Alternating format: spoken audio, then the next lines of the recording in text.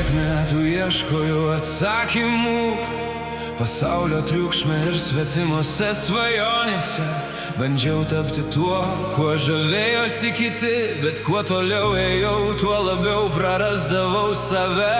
Stebėjau sėkmės istorijas, kopijavau svetimus kelius, nešiojau kaukės, kurios netiko mano sielai, ir vis tiek jaučiau tuštumą viduje. Tik kai sustojau ir išdrįsau pažvelgti į save, išgirdau tylų klausimą, kurio vengiau visą gyvenimą. Kas aš esu, kai nebelieka vaidmenų? Kas aš esu, kai nutyla kitų balsai? Kas aš esu, kai lieku vienas su savo tiesa? Ne tai, ką turiu, ne tai, ką pasiekiau, ne tai, ką apie mane galvoja pasaulis, bet tai, kuo renkuosi būti. Aš nesu savo baimės, nesu senos nesėkmės, nesu svetimi vertinimai, nesu vakar dienos istorija. Aš esu žmogus, kuris auga, aš esu žmogus, kuris kuria, aš esu žmogus, kuris mokosi mylėti, aš esu žmogus, kuris renkasi šviesą.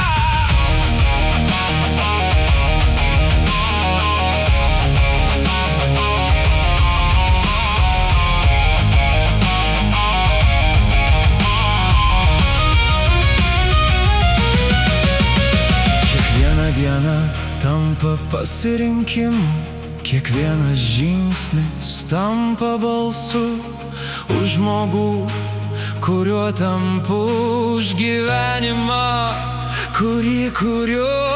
Ąžuolas neieško, kaip tapti pušimi, upė nesistengia tapti kalnu, gamta niekada nekopijuoja, ji tiesiog tampa tuo, kuo buvo sukurta būti.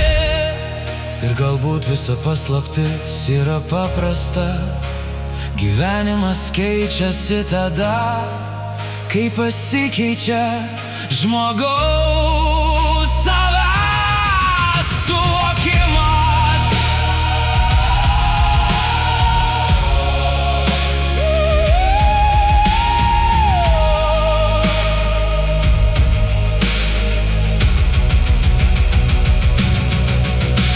Todėl šiandien aš renkuosi nebėgti nuo savo prigimties, nebesivaikyti svetimų likimų, nebeslėpti savo tikrosios šviesos.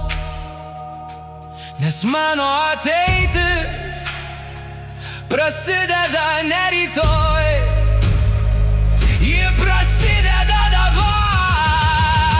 Nuo atsakymo į vieną klausimą: kas aš renkuosi būti nuo šios dienos.